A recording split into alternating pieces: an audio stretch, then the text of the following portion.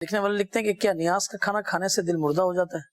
کچھ لوگ ایسا کہتے ہیں کہ مردہ بھائی کا گوشت کھانے کی طرح ہوتا ہے۔ یہ یوں سمجھیں کہ کسی بھی شخص کو ایک چیز سمجھ میں نہیں آ رہی نا، صحیح، تو وہ اسے روکنے کے لیے ہر ممکن طریقہ اختیار کرتا ہے۔ جی جی جی، نیاز کی چیز اگر کسی کو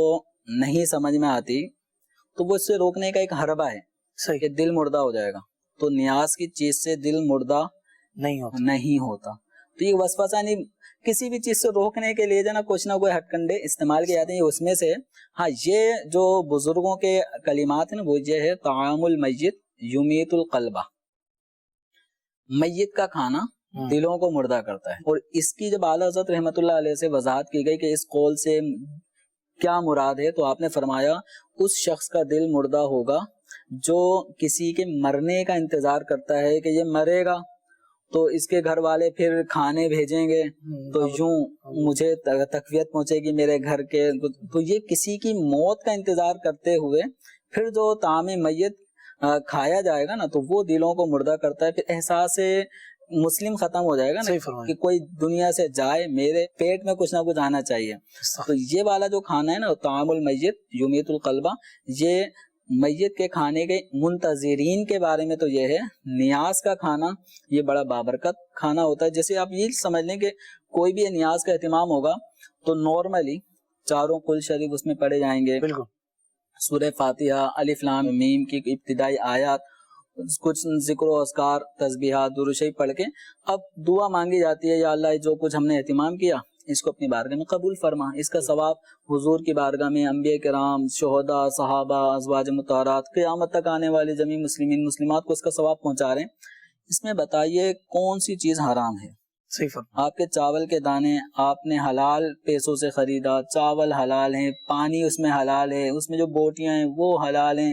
آپ نے میٹھے کا اہتمام کیا وہ بھی سارے آئٹم حلال ہیں۔ حرام کہاں پہ ہوا؟ صرف نام کا آ جانا، تو نام کا آ جانا کسی چیز کو حرام نہیں کرے گا، وہ ایک خاص پیرائے میں قرآن پاک میں فرمایا گیا، اس کو اگر کوئی اپنی مرضی سے کوئی بھی گھڑت مفہوم نکالے گا تو بہت سارے اعتراضات اسی کے اوپر واقع ہو رہے ہوں گے۔ بھئی آپ کا یہ جو مکان ہے کس کا ہے؟ کہا جائے گا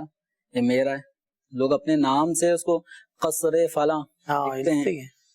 یہ آپ کا کیسے ہو گیا؟ مسجدیں، کون سی مسجد ایسی ہے جو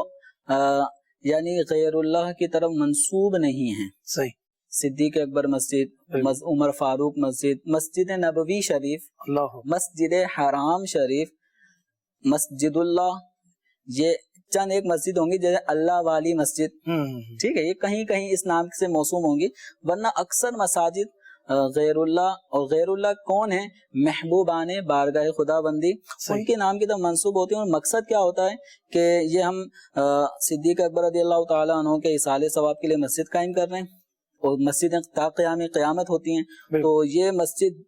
جب تک اس میں نماز پڑھی جائے گی، جب تک یہ قائم دائم رہے گی، اس وقت تک صدیق اکبر رضی اللہ عنہ کو اس کا ثواب پہنچے۔ مسجد عائشہ ہوتی ہے، مسجد نبوی شریف ہے، اس طرح کوئی اپنے مرحوم والدین کے نام سے کوئی مسجد بناتا ہے، ان کے نام کی طرف منسوب کر دیتا ہے، زینب مسجد والدہ کی طرف رکھ دیا، تو والدہ کو ثواب پہنچانا مقصود ہے۔ کیا مسجد جو غیر اللہ کی طرف منسوب ہو رہی ہے، حالانکہ قرآن کہتا ہے تمام مساجدیں اللہ کی ہیں، اس کے باوجود مسجد زینب، مسجد صدیق اکبر، مسجد علی، تو یہ سب چیزیں کیا ہیں؟ ان مساجد میں پڑھی جانے والی نمازیں، اس میں کیے جانے والے تلاوت قرآن، ان سب کا ثواب ان محبوبان بارگاہ الہی کو پہنچے، مقصود یہ ہوتا ہے۔